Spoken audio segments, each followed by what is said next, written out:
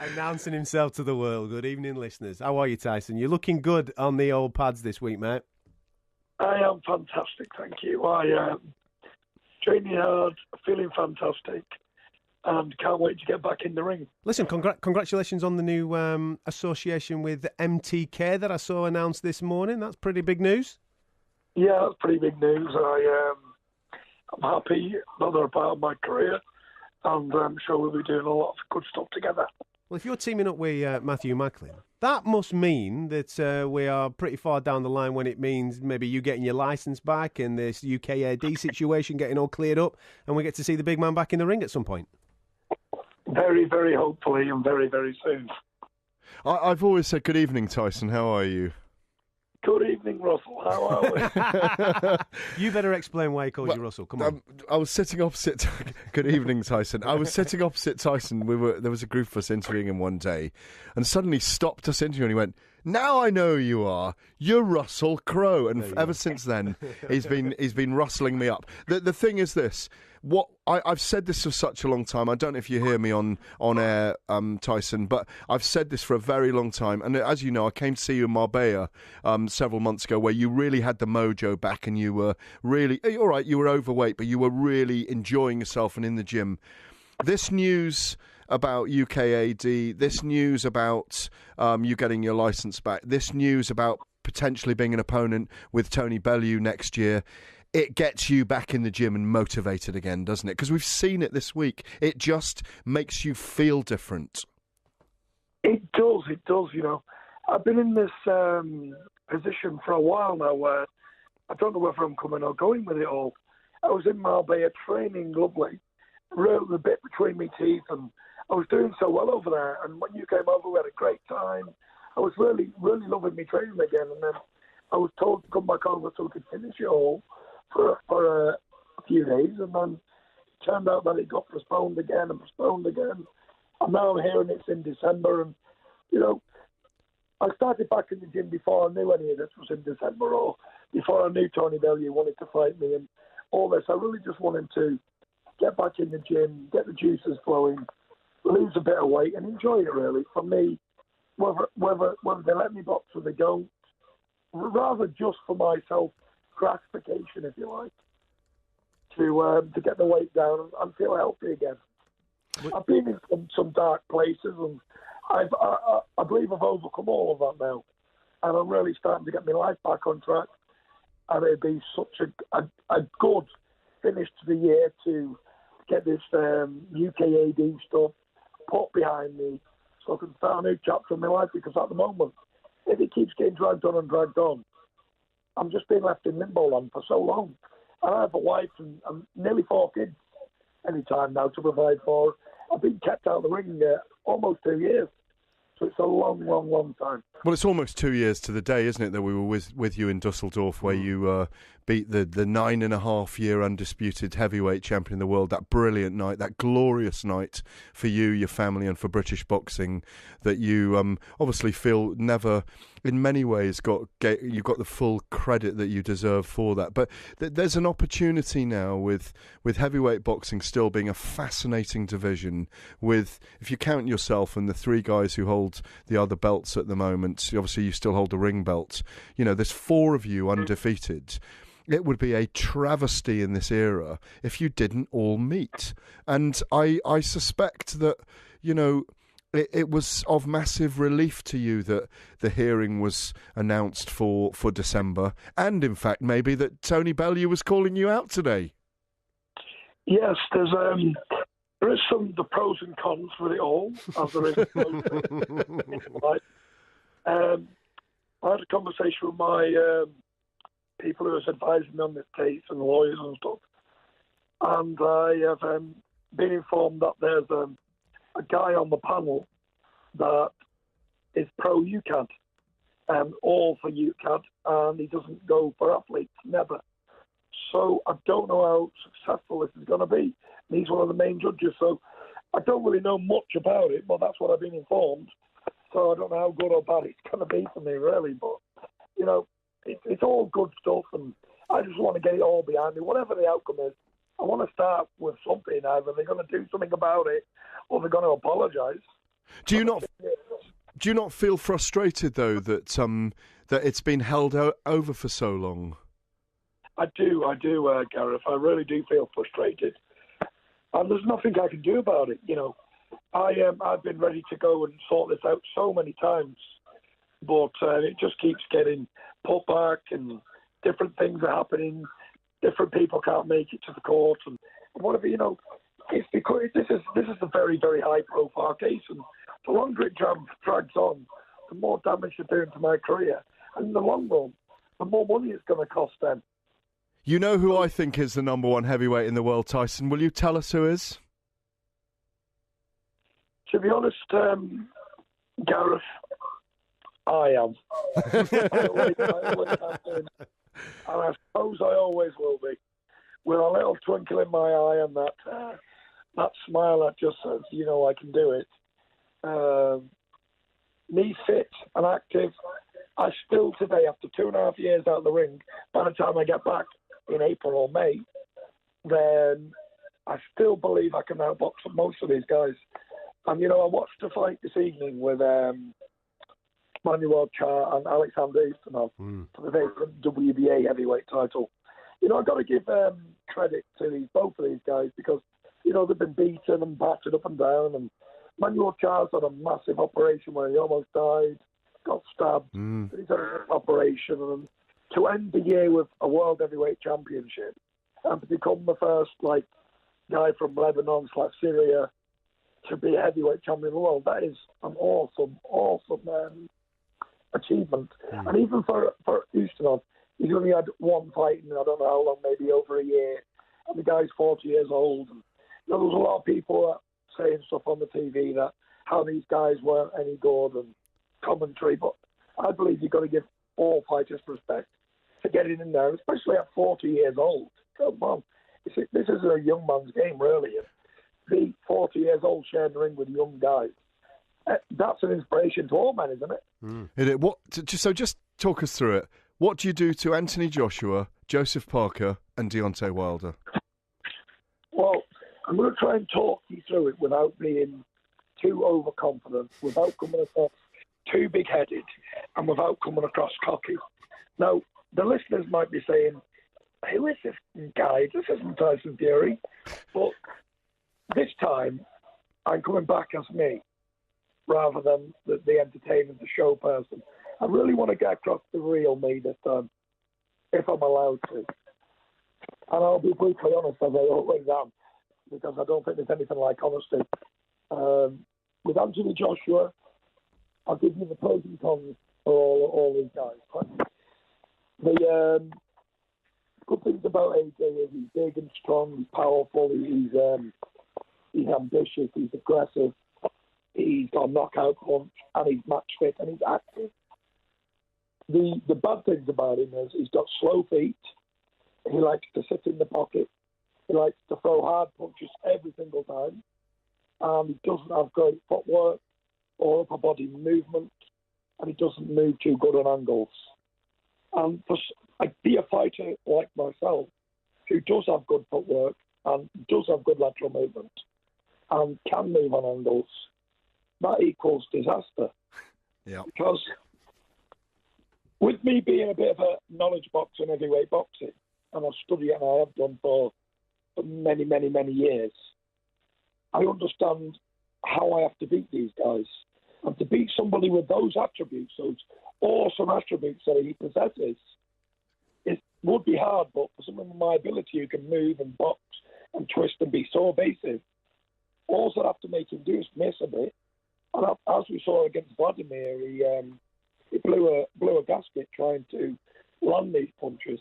And we see it so many times. We just have to go back to Ali and Foreman, the big puncher, versus the boxer mover. I think boxing, especially heavyweight, is more of a chess match, more of a brains match rather than who's the strongest or who's the fittest or quickest or whatever.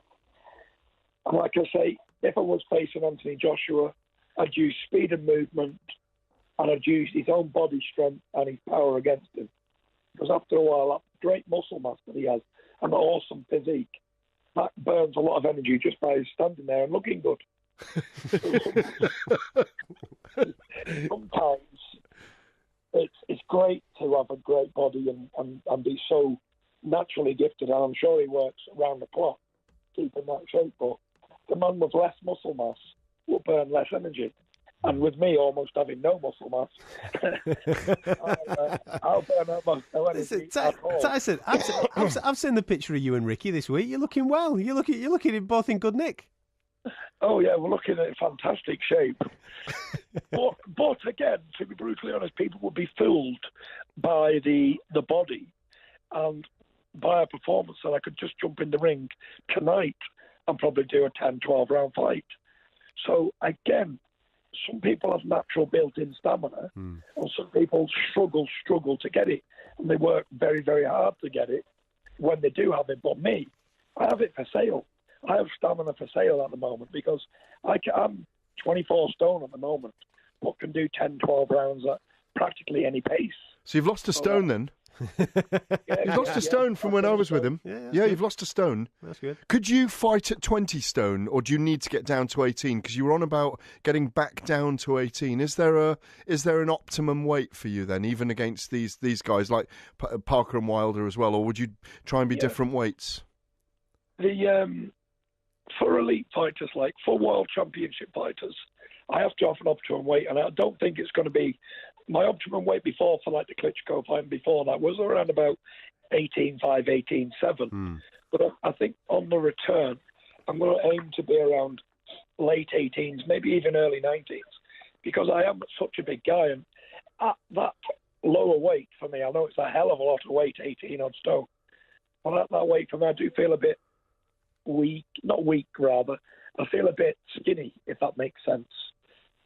I'm going to try and bulk up a little bit, and obviously I'm going down for a massive weight. So for the comeback fight, for somebody again like Manuel Char or somebody not of the great caliber of Deontay Wilder or Anthony Joshua or Joseph Parker, or there's a couple of other guys out there that you need to be super on form for, maybe I could come back at 19 odd stone. Well, you put a great poll out on your social media, Tyson, asking the fans who they wanted, and obviously Shannon the Cannon was on there. You had Pricey on there. You've got a bit of history with him, and obviously Tony's been on Soccer AM this morning mentioning your name. Any of them ring? Any of them? Yeah, any of those guys really. I can run you through quite briefly on all of them. Not very many people wanted to see the winner of Char used to know for the vacant WBA belt, but now I think that makes quite a bit of sense because Manuel Char has just won the belt, and I think he makes quite a lot of money through fighting me, and it also gives me the opportunity to become a two-time heavyweight champion of the world in a relatively comfortable fight that I believe would be comfortable for me in winning. So that one is very interesting for me at the moment. You've got the likes of Tony Bellew, who's had the great victory over David Hay, former cruiserweight champion. He's saying that he's not so frightened of big guys, and he wants to fight the biggest of them all. So I don't know how realistic he's being with his comments on Soccer AM. But that's another lucrative fight for both fighters, and we are in this to make a living rather than just take punches to the face. So that would be a good fight for me again. And Tony's a quick fighter. With him being a cruiserweight / light heavyweight coming up to heavyweight, he'll have the speed and movement over me, which could counteract my size. And he also has quite a lot of power. I've seen him knock quite a few people out. So maybe that's a difficult fight for me, but that's another fight that I'd take on the return after 2.5 years out. There was Big David Price that was running along quite gracefully a few years ago. Everybody in the country wanted to see that fight. But then he stumbled against Tony Thompson and even against Christian Hammer he come unglued. So I don't know how much momentum that fight would build, but that's another option maybe. Shannon Briggs, he won the poll. Guys, we talked about that last week, actually. Yeah. You'd stop him in 5 or 6, I think, anyway. I think he's got a good 4 rounds left in him. With him being like late 40s. I think he is, isn't he? 45? Yeah, something like that, yeah. Yeah, well, I think he's been 45 for about 9 years. What did you make of that tweet from Anthony Joshua last week? If we could just ask you again, get fit, you... I didn't really buy into it too much, to be honest, because it's unlike his character he's portraying so far. And I really don't believe that he just got hold of his phone and decided, today, after playing a good guy for a few years, I'm going to start swearing. I think it's more of a calculated move rather than just a quick thinking tweet. I don't believe he would be allowed to do that, to be honest. Because at the end of the day, he's being steered in the right direction, and he's portrayed as the good guy, the smiley Colgate advert, beautiful, young guy. You know, some people think he's like early 20s. They don't believe he's the same age as me within a few months. So, yeah, I think that was a calculated move. I think that they're trying to build momentum with me and him, because obviously it's the biggest fight in heavyweight boxing. It's the biggest fight in world boxing at the moment. So obviously they'd want that fight. I want that fight, so it should be an easy fight to make. So I just think they're trying to build up momentum with that. So, yeah. Tyson, have you got a spare couple of minutes for us? We've just got to go to a break. We're being nagged here by our producers. We'd love to carry on talking to you. Are you right to just hang around for a couple of minutes, mate? Yes, I am. What a superstar. Absolute superstar. Stick around. You listen to Fight Night on TalkSport with Adam Catterall and Gareth A. Davies. Tyson Fury's with us, and he's going to be with us again in a couple of minutes. Don't go anywhere.